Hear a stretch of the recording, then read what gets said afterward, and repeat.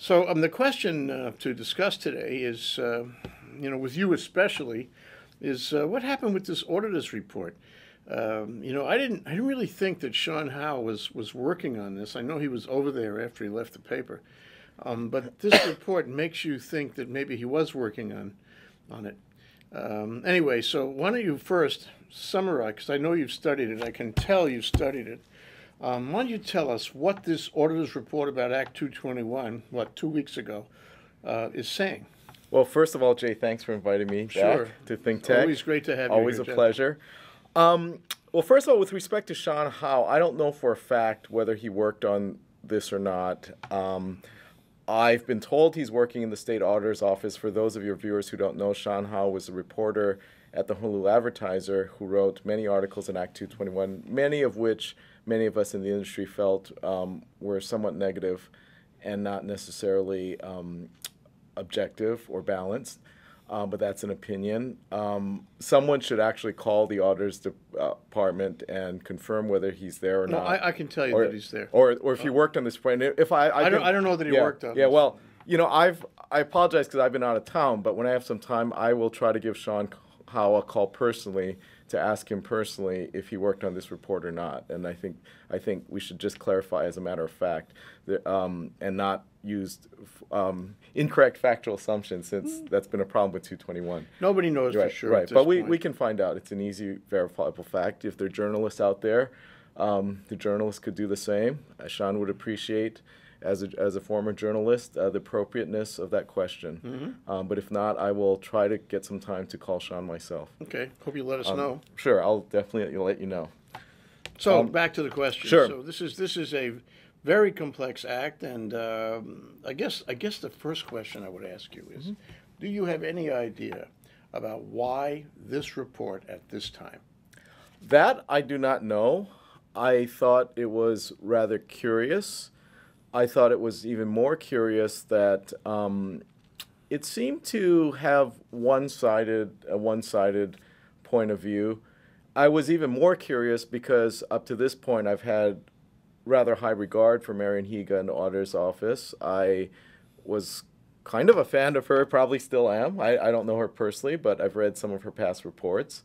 And frankly, I was surprised that, and I mean this as a compliment to Marian Higa and the auditor's office, I was surprised that this report, I don't think, lived up to the standard that they have set for themselves. And I mean that as a compliment. I mean that I believe their past reports were much better.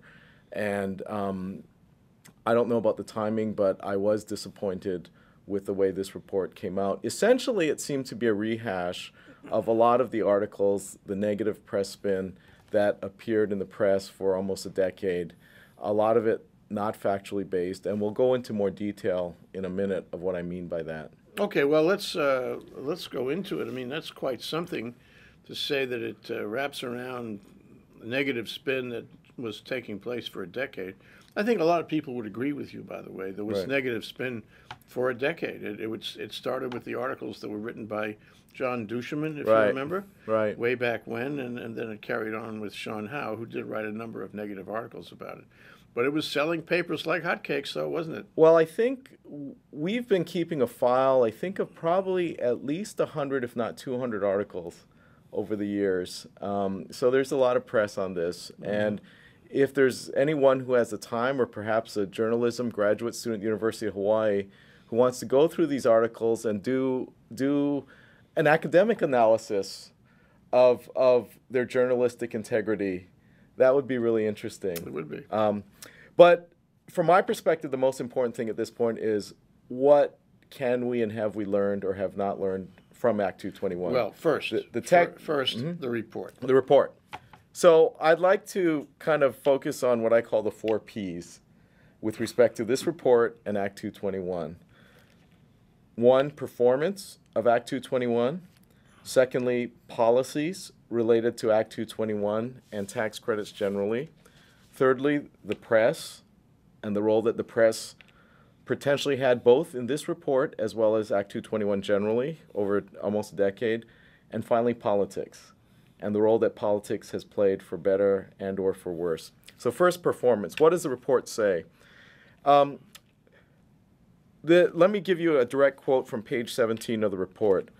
It says, quote, "The high technology business investment and research activities tax credits have cost the state almost $1 billion, yet the state can neither measure nor assess their effectiveness. No one knows whether the tax credits were successful or met their purpose." That's on page 17 of the report. The problem I have with this conclusion is it directly contradicts not only publicly published tax department reports and data, which are public record, but the report itself.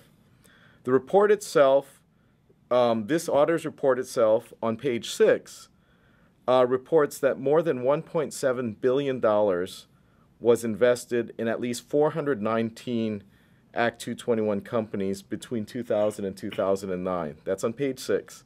So by definition, the primary metric for an investment tax credit is how much investment it attracts.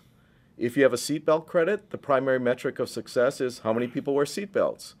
If it goes without saying that if you have an investment tax credit or a tax credit for anything, that credit is intended to encourage the activity for which people get credits. And I learned something from this report, I must admit. This was the first time I saw the $1.7 billion number. You thought it was 1.5. I thought it was 1.3. Okay. The older reports that I was familiar with that went through 2008 or 2007 went to 1.3. And I used to go around saying it's about 300 companies, $1.3 billion. I'm pleasantly surprised in this report, in the data table, I believe, on page 6, it says 1.7 billion in 419 companies. But yet the conclusions of the report are not consistent with the key, most important fact in the report itself.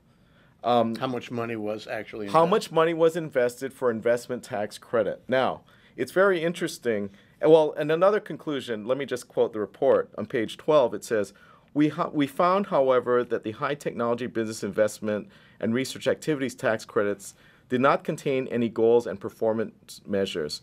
Unable to measure their success nor ensure their effectiveness, the state does not know whether the tax credits accomplished their policy goal to support the growth of high technology industries in Hawaii.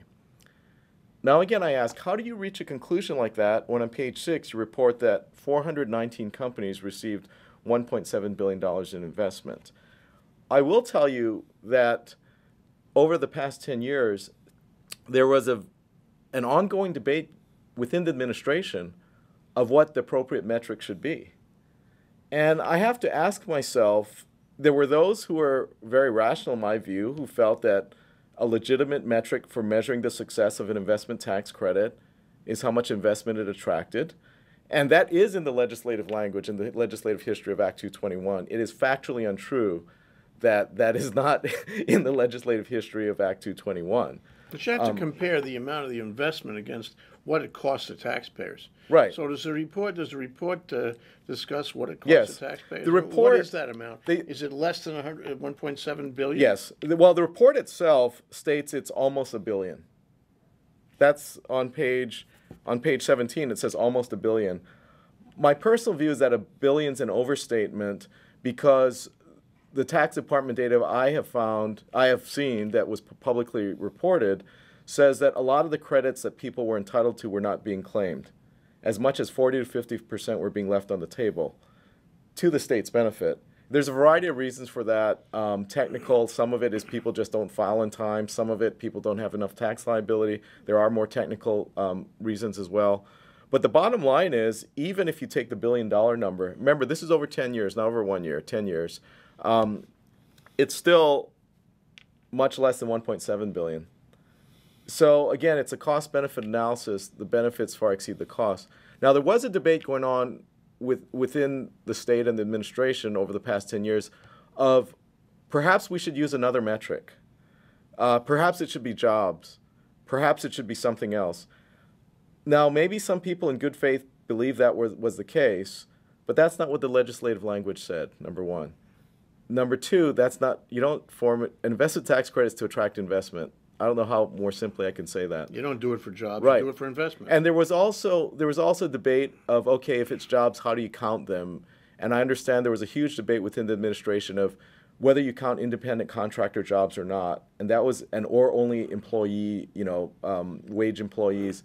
The reason that's important is a lot of tech companies, hire contractors, and a lot of film companies, and film was a big part of Act 221, have virtually no employees. Virtually not everyone, but almost everyone, perhaps more than 90% of people working, of jobs created, are contractors, like construction. Right, but that certainly makes it a job anyway. Right, but my point is that is a legitimate policy debate, but that debate should be had prior to the passage of the legislation.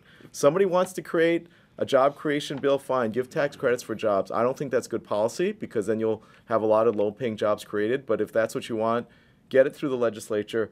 But after a bill is passed, and after something becomes law, and after investors have invested thousands, millions, hundreds of millions of dollars, don't try to change the rules of the game and change the definitions and say, oh, after the fact, it was really to create jobs and not investment.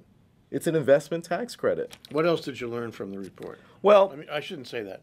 What do the reports say? Well, the report, I'll read you something else. So we've talked a little bit about the performance of Act 221. The report said there's no way you can measure it.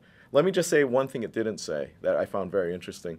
If you read past reports that were critical of Act 221, including the Tax Review Commission report, going back a few years, one of the major criticisms of Act 221, and it was characterized as abuse, is that it was used for film, to finance films. And as a lawyer, I say, how can that be abuse on the surface? It was in the statute. When it's in the statute. Again, you may not like the policy, it may be good or bad policy, but once the legislature passes the bill and the governor signs it, that's the law. And you can't and should not be accusing people of abuse just because they invested in a film when the law allows it. But what I found very interesting, there's no mention of film here. And there's no mention in the report, in the auditor's report, either critical or positive. And I got to ask I asked myself why, and this is my speculation on my part, but it's perhaps because the film industry is doing great now. Act 221 did what it was supposed to. It got our film industry going after what people in the industry called the dark days of the 1990s after Magnum left, and it jump-started the almost dead film and TV production industry here around 2004, when ABC's Lost came to town together with 3 other series which didn't succeed. And as a result of the precedent set, we have Hawaii Five-0 and a lot of other successful films. Now, yeah, we have something like $200 million coming into the economy from film. Now, the film industry has continued because there was another credit passed, Act 88.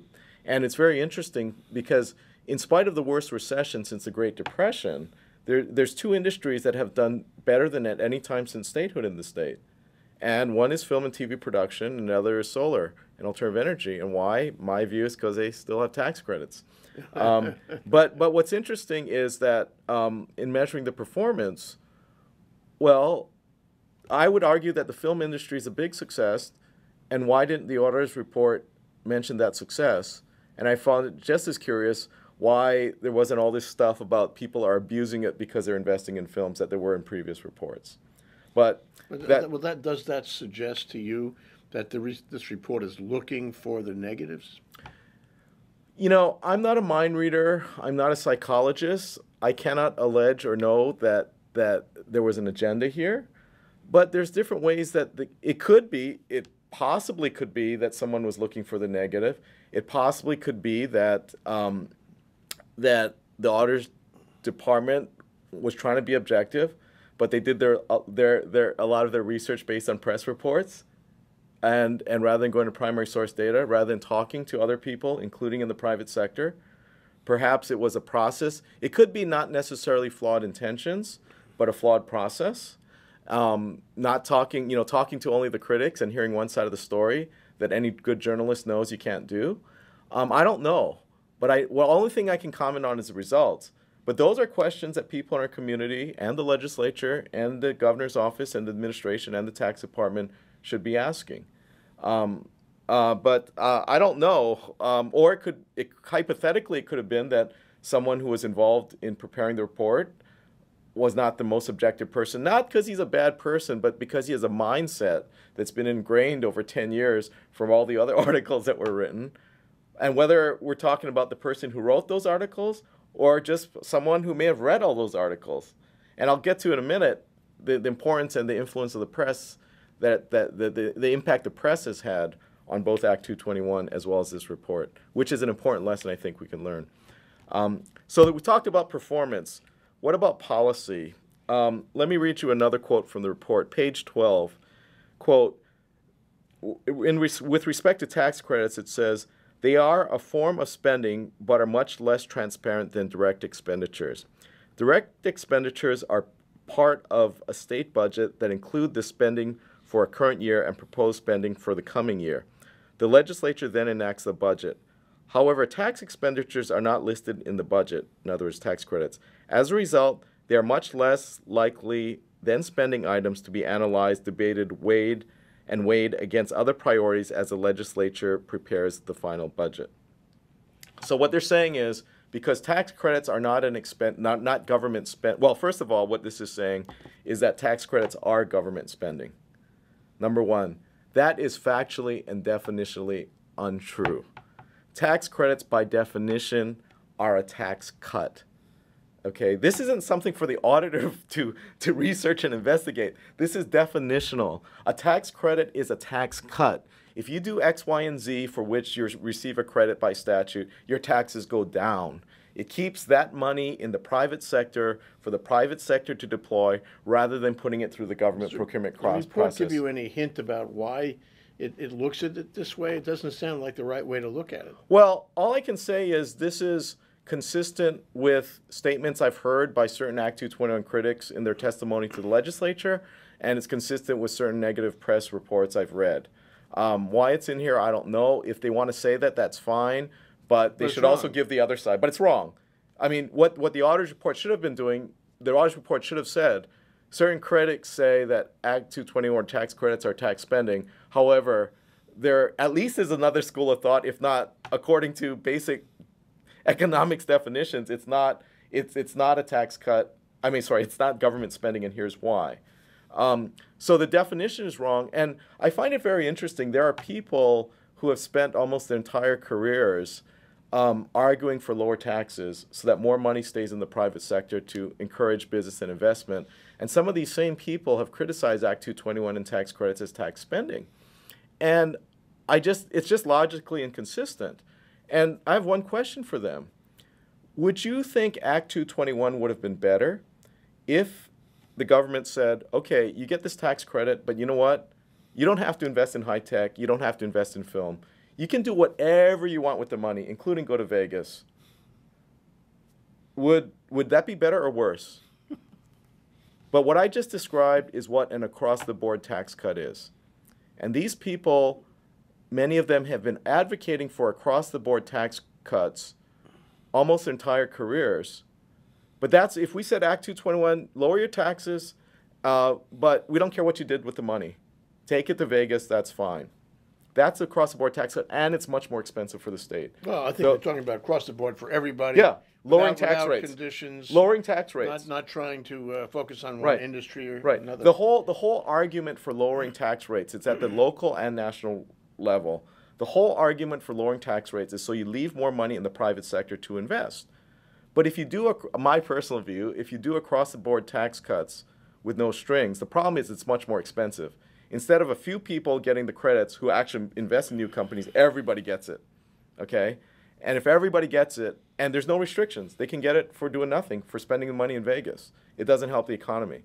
So I just find it very, people... Where does it go in this report? Okay. So they make this conclusion. Well, it's a policy kind of conclusion there, and it sounds wrong. Well, where did that take them? Well, the implication is, therefore, not only Act 221, but all tax credits are bad, to put very simply. Is the state auditor saying that? Well, that's the implication. It says they are form of spending much less transparent. So there's two issues here. One is the impact on the state budget, okay? And it says it's basically a tax expenditure, and therefore, and it's based, because it's not a budgetary expense item, the impact on the budget is never analyzed or cannot be analyzed by the legislature and has not been. Again, factually untrue. If anyone was at the legislature, particularly in 2010 and 2009, some of the most, let's say, spirited and tough policy debates, political debates in both the Senate and the House was over the budget and the budgetary impact of Act 221. To say that the legislature never considered the budgetary impact of Act 221 is just historically and factually untrue. Now, the point is, it is true that because it's not a fixed expenditure, you can't tell for sure how much the cost to the budget is going to be. It has to be done on projections. That's the case with every tax credit, isn't it? Not only, there are some tax credits that have a cap, but the problem with that then, and we looked at that, it's something that was considered for prior legislation. It was decided against by the legislature, decided not to do it because if you have a cap, then it becomes a race to the tax department. Yeah, I remember that. And also it becomes political. But the issue is this. If the criticism of Act 221 and its costs is that, or tax credits generally, is that it's because it's not a fixed number, it's only based on projections. You know what the entire state budget is based on? Projections. On the revenue side, our entire state budget, when you read the headlines in the paper and says that the state has a huge deficit, it's not because the state lost money. It's not even because the state collected less. Like most businesses, like you collect less than your expenses. It's because the council on revenues change their projections. And when you say big headlines, the state balances its budget, a lot of times it's because the council revenues change its projections on the upside. So our entire state budget, the entire legislative process is based on projections. Forget Act 220, forget tax credits. That seems to be okay. But why is it so bad that the expenditures of a tax credit is based on projections? Is so awful. Everything else is based on projections. Now, I'll say one more thing about projections and the cost of Act 221. You know, it's public record that Paul Brubaker, the former chair of the Council of Revenues, has been a vocal critic against Act 221 and tax credits generally. Notwithstanding our differences of opinion, I personally still consider him a friend. And we have great arguments and debates over it. But I remember asking Paul one day years back, hey, Paul, how does the Council of Revenues look at Act 221 and the cost of the expenditures in the state budget? His answer to me was, we don't look at it because it's too small. It's just a rounding error at best. So my point is, again, you can't have it both ways. You cannot say on one hand, this tax credit is too small, it's a rounding error, so the Council on Revenues who projects the budget for the whole damn state doesn't have time to look at it, while at the same time it's so big it's bankrupting the state. You can't have it both ways. Now the press has been spun on this $1 billion thing, but it's $1 billion over 10 years, not $1 billion over 1 year. Mm-hmm. But some people misinterpret that, and that's another example of how things can get spun. But the last thing I'll say about policy and tax credits, the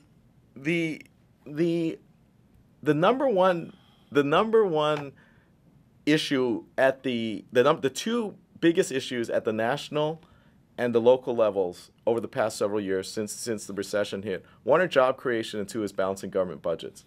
And particularly in the state of Hawaii, where the largest employer of the state of Hawaii is the state of Hawaii government with 28,000 or more employees, with the largest private sector employers either being Hawaiian Electric, Hawaiian Airlines, around 4,500, 5,000 employees each. You cannot increase jobs significantly without increasing government jobs in the state of Hawaii because government's such a big part of the economy. By the same token, you cannot increase those government jobs. You cannot increase those government jobs without making the state budget go into a bigger deficit for decades to come. So they're mutually exclusive. You're between a rock and a hard place. And we've seen it, in spite of all the talk among politicians to create jobs, what one entity killed the most jobs over the past few years? It was the state of Hawaii, who laid off thousands and furloughed thousands of employees to balance the budget. It's just factual. So what's the solution? You're between a rock and a hard place of job creation. Number one source of job creation is the government, but the number one source of the government deficit is government jobs. What do you do? So tax credits as a matter of tax credits being government expenditures. The interesting thing from a policy standpoint that the number one, the two most significant problems at the national and local levels are, one, how to create jobs, and two, how to balance the government budget, particularly since the recession of 2008. The problem is, both nationally and particularly in the state of Hawaii, where government makes up such a big part of the economy, 28,000 state employees versus 5,000 each for either Hawaiian Airlines or Hawaiian Electric, which 4,500 to 5,000, which is the biggest private employers. If you cannot create more state jobs without increasing the budget deficit for decades to come. At the same time, you cannot cut state spending significantly without cutting state jobs. And we've seen that the one entity that killed the most jobs and laid off the most people in the last several years was the state government of the state of Hawaii. They had to balance the budget. So they're between a rock and a hard place. So my personal view is, how do you get out of this dilemma? The only thing is tax credits and tax incentives. Why? Because with tax credits and tax incentives, the government pays part of it and the private sector pays the rest. Nationally, we have more than $1 trillion of cash in the private sector sitting on the sidelines looking for places to invest.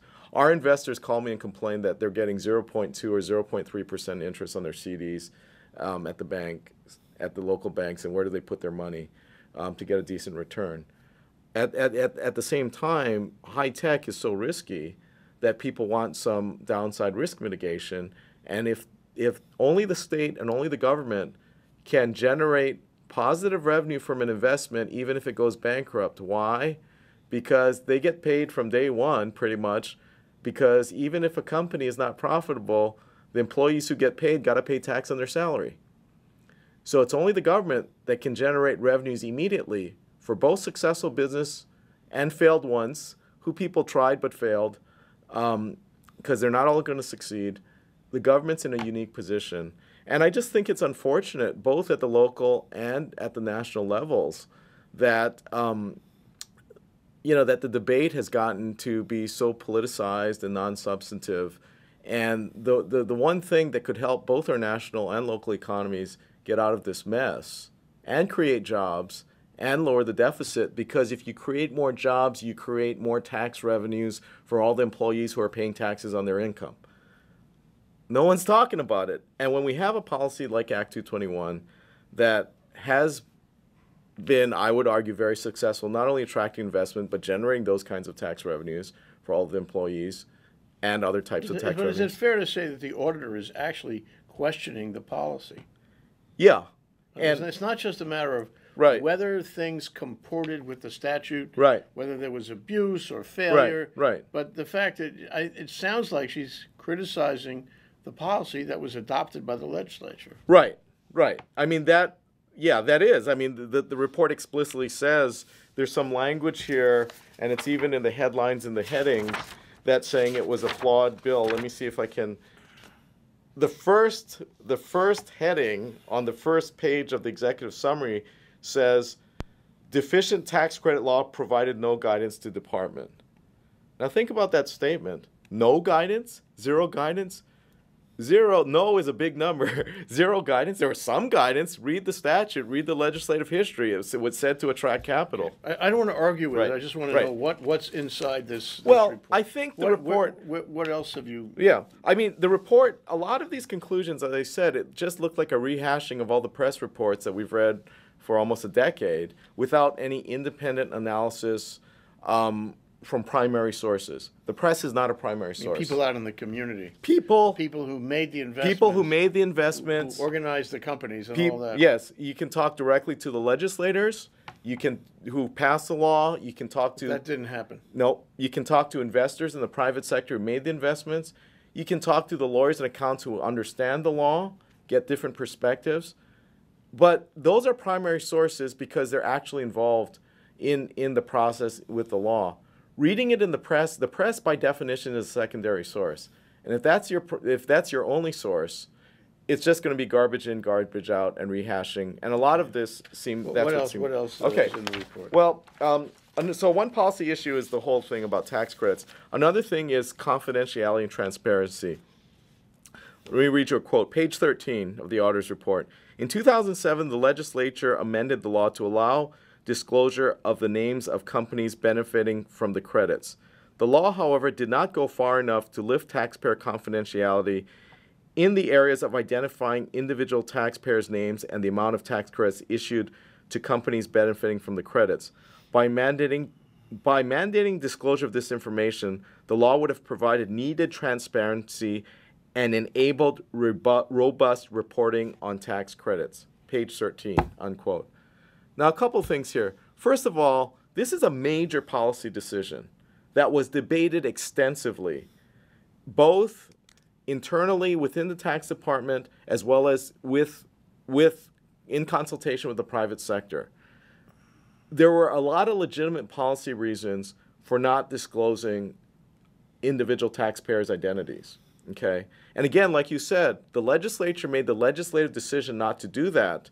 The auditor's report here criticizes the legislation for doing something that it decided not to do. That's not the role of the auditor. No, it isn't. That's not the role of the auditor. And even if the auditor wanted to do it, then if you want to take a position, then you have the responsibility as the auditor, if you're going to have an objective report, to at least acknowledge the other side. What are all the policy reasons? Even if they're only going to talk to members of the tax department, did the auditor ask the tax department why, or legislators why? There's no sign of that. There's no sign of that. It's true that they decided not to require it. And what does this mean by provided needed transparency and enabled robust reporting of the tax credits if individual taxpayers' names would have been mentioned? What does robust reporting of the tax credits mean? These are empty words. This is rhetoric.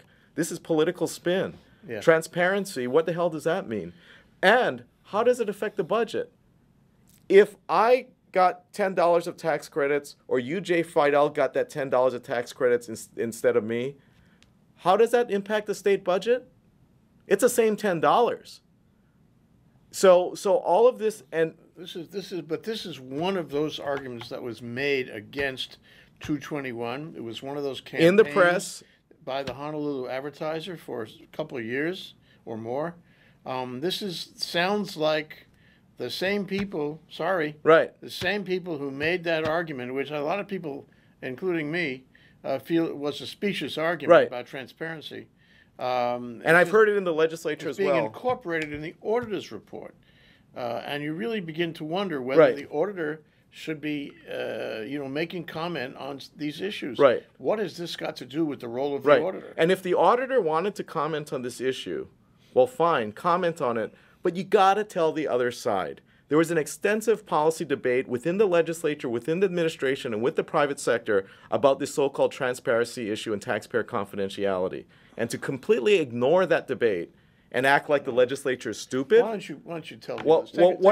What are the policy reasons? Yeah, take a moment, and we're not talking about the auditor's report so much as your reaction to the auditor's report on this point of transparency. Sure. Well, first of all, what are the policy reasons for not publishing every investor's name in the paper? Well, first of all, people want their privacy. How much people invested is somewhat indicative of how much money they make. And that's a very private matter.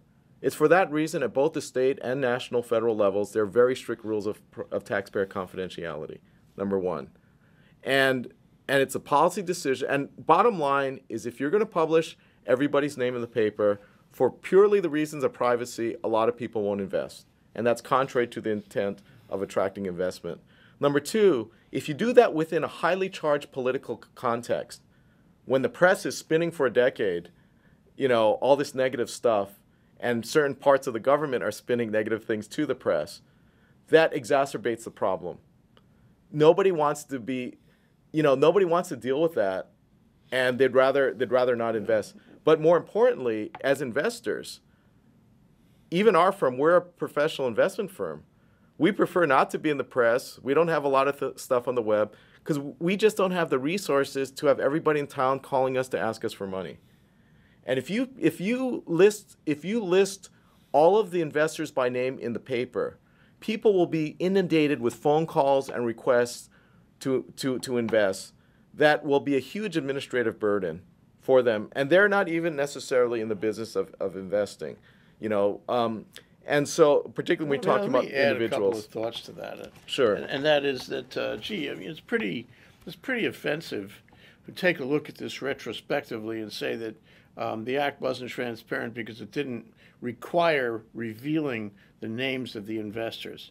I can't think of any tax credit that actually requires that. Or right. And so this was actually a punitive thing that came up by those who were attacking Act 221 in the late part of the first decade of the millennium. Right. And so what's happening is the report is picking up on an attack that was made on 221 as if to attack it retrospectively for the same reasons that were used, the same attack that was made earlier. Right. And it suggests to me, okay, that what's happening here is, in a larger sense, we're just beating a dead horse. Yeah. This act is dead as a doornail. It isn't coming back anytime soon. There's really no benefit, no constructive use. And the tech sector is pretty much dead as well. So for those who want to do that, part, that's true. Congratulations. And so, so what exactly are we doing except to there's two possibilities.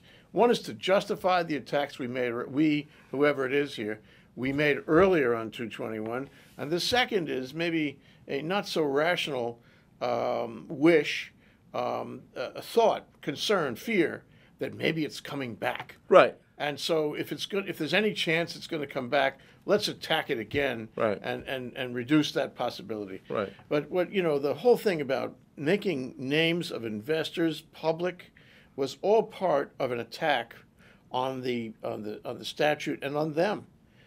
So for the auditor to come out with this, to me, is not balanced at all, especially when you consider the fact that tax credits in general are not made public. Right. And I'll give you a good analogy. It's not a tax credit, but a tax deduction that has a huge budgetary impact. Home mortgage deductions, okay? Why don't we list the names of everybody who takes a home mortgage deduction in the newspaper, and maybe how much deduction they took, in the name of transparency. So everybody and all their neighbors knows how much everybody's house cost and if they had to finance it or not, or paid cash, and can get into everybody's business.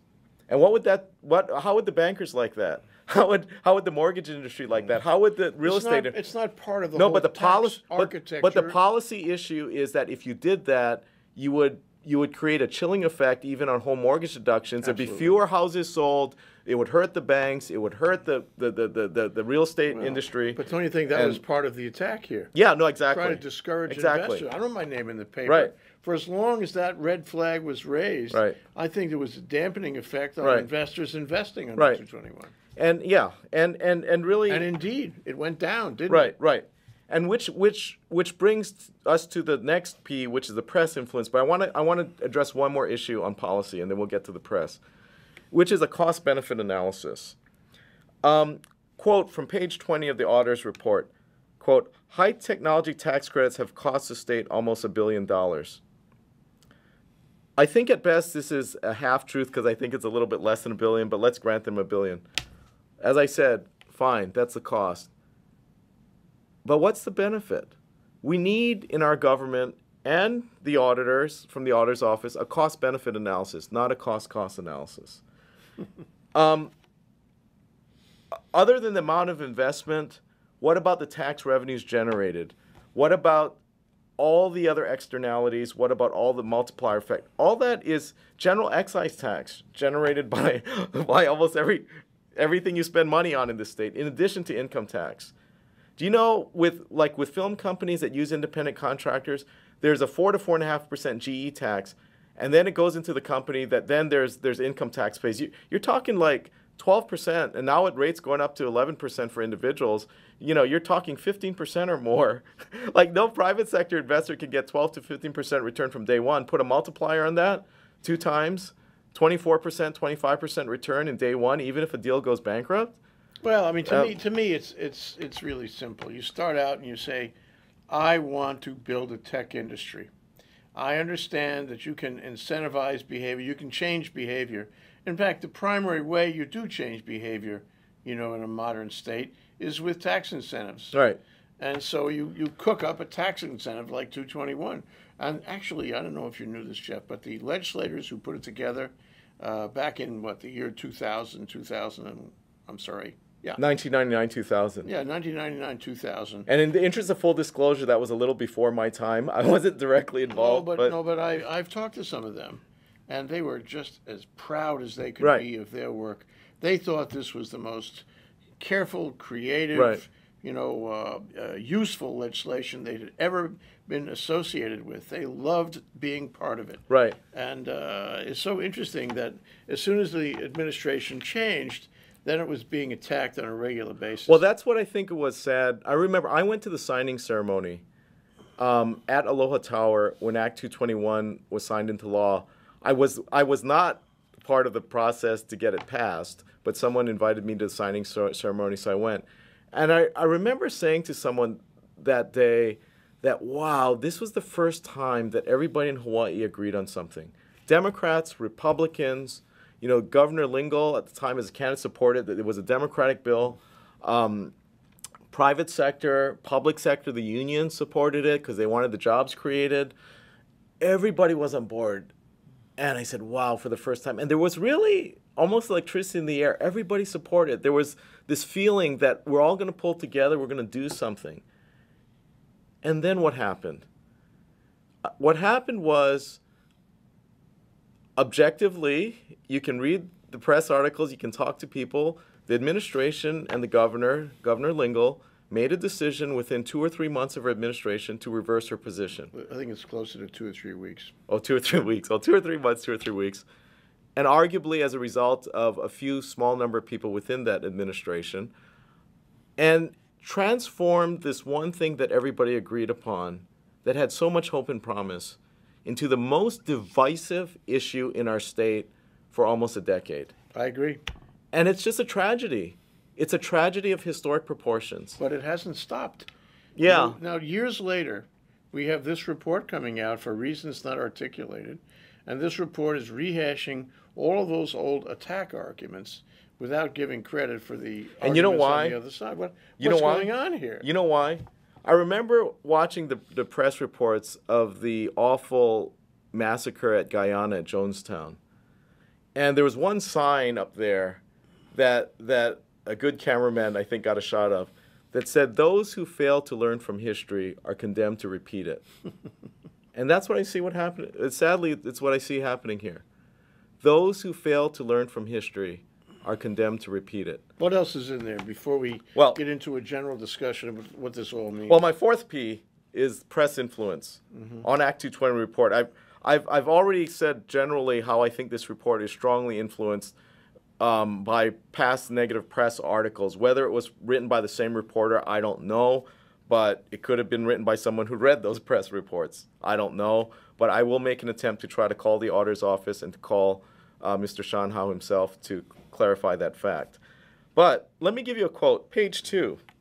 And this is probably one of the best examples how negative press spin has become a fact, de facto, and history, and now audit findings when there's no factual basis. Page 2 of the auditor's report, quote, stating that approximately 20% of tax credits may qualify as criminal, repeat, criminal abuse of the tax credit, the department director called for amendments to the law. This refers to around the 2004 timeframe. Is that true? It is true there were 2 headlines. I remember that day. There were 2 front page headlines in the Advertiser and the Star Bulletin talking about Act 221 abuse, and I believe only one of the papers, I need to check, used the word criminal. Possibly 2, but I remember one of the papers used the word criminal. It's factually untrue. The tax director never said criminal, and he never said 20%. This resulted from a legislative hearing that tax director Kurt Kawafuchi was at when one of the legislators asked, well, how much abuse do you think there is, how much audits? And his response was that at that time, there were about 20 cases or 20 credit claims selected for audit, and he thought that 20% of those 20 justified furthering the audit. No conclusions were reached yet, whether you like it or not. So misleading. And what's 20 times 20? What's 20% of 20? 4. 20% of 20 is 4. The tax director said they hadn't completed the audits. He thought 4, essentially 20% of 20 selected for audit, were worth further review. And it comes out in the papers on the front page the next day, even using the word criminal, repeated over and over in the press for almost a decade. What's your point? My point is, when there's negative press spin, if the press is not more responsible, and if the public is not more responsible, and legislators and people in the administration are not more vocal and responsible in calling the press on it when they're wrong publicly, yes. to hold them, What happens? then negative spin, factually untrue spin become fact in people's minds, becomes history, and becomes part of even quote-unquote objective audit report findings. And policy decisions, very important policy decisions, are made on wrong factual assumptions. And that's a story of Act 221. That's a story of how the press influenced 221 in such a great way, and this is the best example. But it's not only the press's fault. I think, as I said... Before you go off on that, do you remember the headline story, which was entitled something like, wealthy people found to be the principal investors under 221. Right. I saw that and I was fixated by it. I couldn't believe it. I couldn't believe it. Do you remember it? Yeah, I remember it. Comment on it. Well, again, that's negative press spin because it makes it sound like it's bad when it's not. Only wealthy people have the money to invest. If non-wealthy people were investing in 221 companies, be securities laws. It'd be securities law violations in most cases. And the SEC and the State Securities Office should be chasing after. The fact that primarily wealthy people were making the investments, people who could afford to lose the investments. Because remember, 100% tax credit in most cases doesn't cover 100% of your liability. You still can lose money.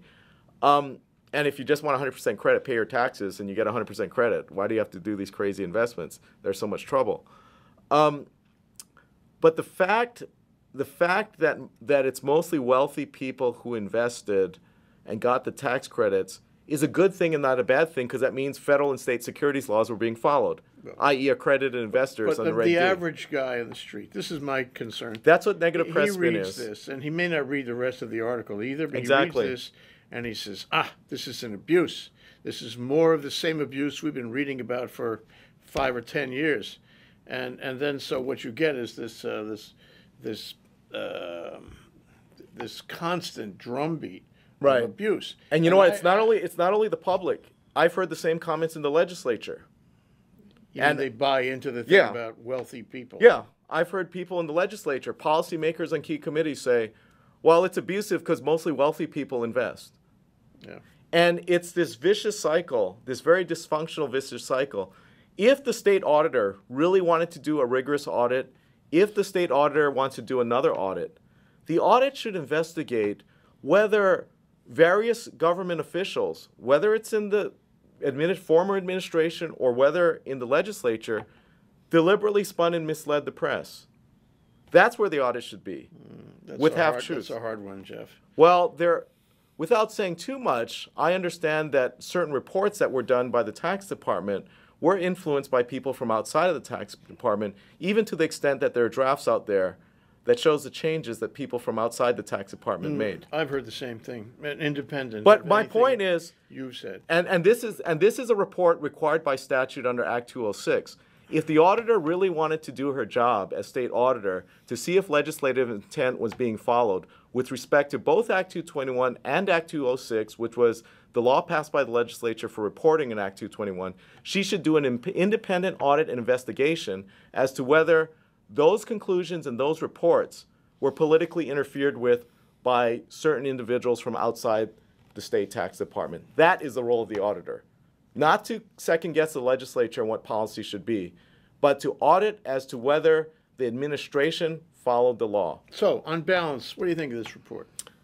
Well, suffice to say I was very disappointed, and I'll go back and say I mean this as a compliment because I used to have, and I still have, high regard for Marion Higa and the Auditor's Office, and I feel that this report did not live up to their standard. And it did not live up to the standard that we and the people of the state of Hawaii should hold to our government officials. I think I hear you saying the report does a disservice to the public. Absolutely. And to the government officials who might read it. But what is the disservice? After all, Act 221 is dead as a doornail. Well, the disservice, it goes back to what I said, is what they said after the Jonestown massacre in Guyana, what that sign said. Those who fail to learn from history are condemned to repeat it. Now, Act 221 basically sunset in 2010. It's been dead for almost 2 years now, year and a half. There were still, I haven't been that, in the interest of full disclosure, I haven't been that involved in the legislature since 2010. But I understand there were bills in the legislature proposed last year and this session kind of going down the same road that tax credits are bad. There's still this drumbeat that tax credits are bad. Let's get rid of all of them. Get rid of all of them. Yeah. Get rid of all of them and look at Act 221, look how bad it was, so therefore all the other tax credits are bad.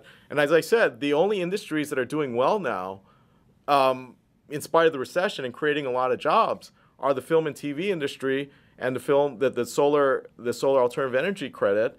And people in those industries have told me that they're afraid basically nobody does any deals or everything slows down or goes on hold for the first 5 months of the year while the legislature's in session. And so we have a state no man's life or property because of these negative perceptions created by the press, perpetuated by reports like this.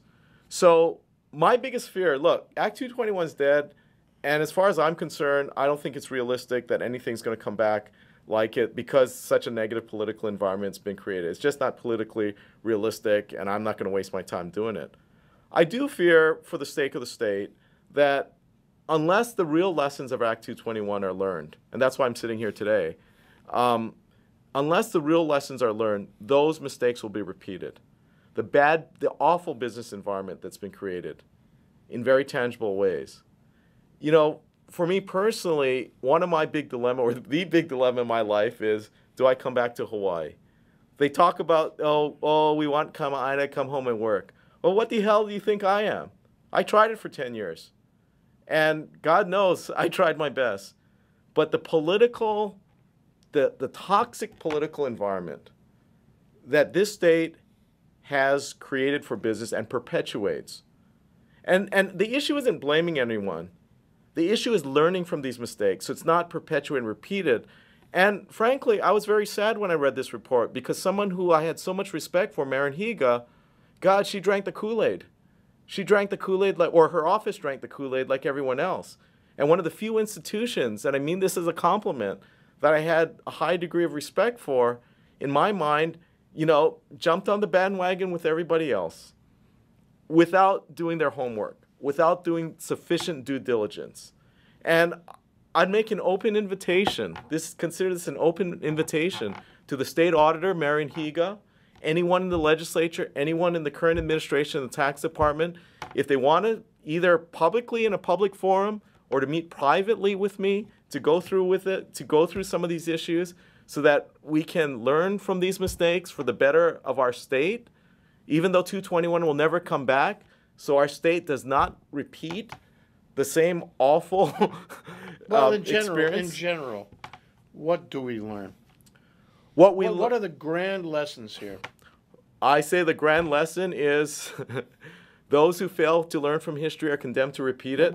This report is evidence of that. What should we not repeat? What should we should not repeat? First of all, we should not repeat the political... 1 minute. Politics. Get the politics out of it. We're dealing with the future of our state. We're dealing with people's jobs, their livelihoods, and their ability to move back to Hawaii. Get the petty politics out of it.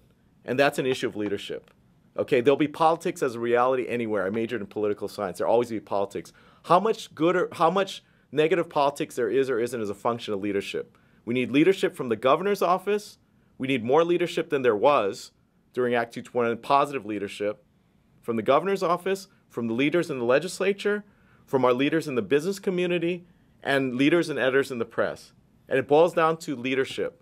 There'll always be politics, but the adults, if people are acting like kids, the leaders of our community have to be the adults in the room and hold the kids accountable. Jeff, thank you very much. We're out of time. but I really enjoy you coming down here. I really appreciate your commentary on this, and I'd like to go further with it whenever you're ready. I'm ready anytime. Thank you, Jay. Thank you, Jeff.